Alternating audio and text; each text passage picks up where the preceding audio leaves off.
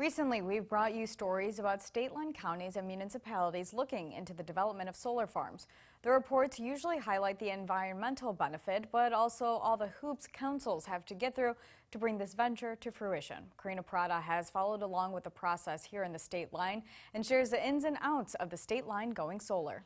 You get clean energy, the landowner gets more guaranteed income, and the local taxing districts get extra money. Illinois is known for producing soybeans and corn, but counties across the state are making way for a new crop, solar energy. A tax incentive in the 2016 Future Energy Jobs Act has solar companies flocking to Illinois, including to Mary Bruback's farm. She says her proposed solar farm lease would produce a significantly higher return than what she'd get for farming the same land, and could mean a retirement plan for her widowed mother. That's a lot of income that we never probably would have ever seen. And with it being a 20 to 30-year lease, that adds up over time. Her project is one of dozens in the state line, but that doesn't mean it's a done deal. The Illinois Power Agency will initially pick 60 projects through a lottery program. Agency Director Anthony Starr says each element of the application will be verified, but adds the most important will be the interconnection agreement, which is the document with the local utility, in this case ComEd, that is about the equipment and upgrades that are needed to the electric grid to connect the community solar farm to the electric grid.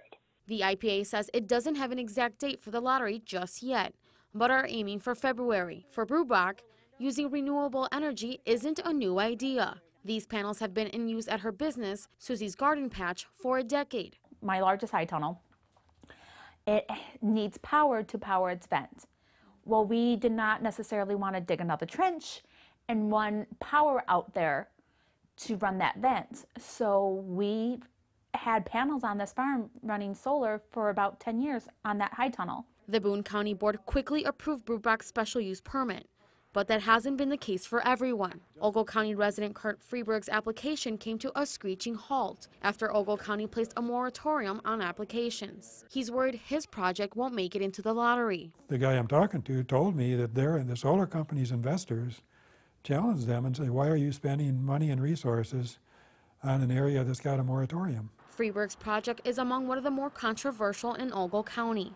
Signs opposing the farms can be found near his property, but he argues solar farms aren't a nuisance. Spraying chemicals all over the ground, and then in fall during harvest season they come in there with noisy machinery any time of the day and stir up a lot of dust harvesting the crop.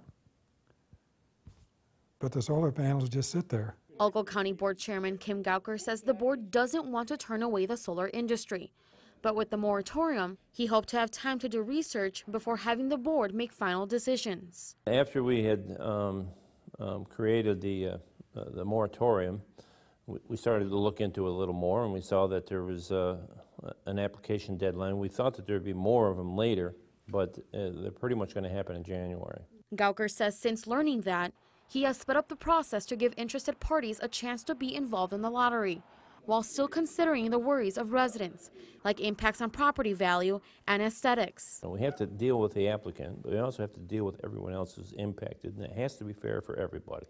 And that's all we're trying to do. In the meantime, applicants can only wait and see if they're selected. If their projects are given the green light, it could mean preserving natural resources in their own backyard. You look outside and you've got sun. You've got wind. It's not like it's going to take thousands and thousands of years to create a sunlight. That's Karina Prada reporting. The Ogle County Board will be discussing the future of the solar farm moratorium at their next board meeting on Tuesday. If lifted, solar farm proposals could be voted on in the meeting in December.